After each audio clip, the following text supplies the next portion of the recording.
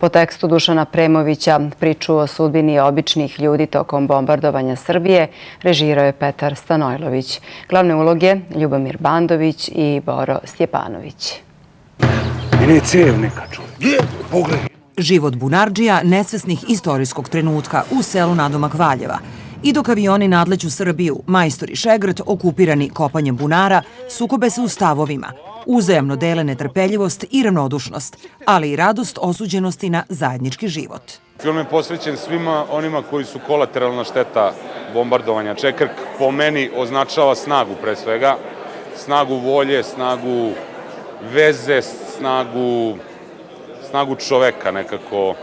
Što je dublja rupa u koju se ide, valjda i taj Čekrk je na većim iskušenjima. Neće vode na rata biti, a? Ma jo, kod nas? A? Kak? Mene je interesovala prizma nekih običnih ljudi koji žive vrlo intenzivan i njima jako bitan život, kao što je svaki život bitan.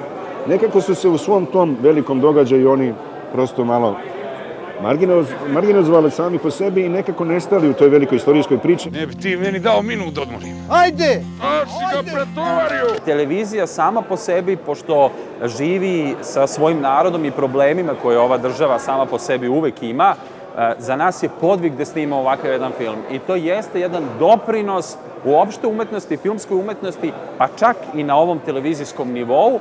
Ako mehanička sprava Čekrk služi za izvlačenje nečeg dobrog iz nečeg lošeg, autori filma kažu da bi voleli da iz tragikomične antiratne drame gledaoci izvuku nešto pozitivno.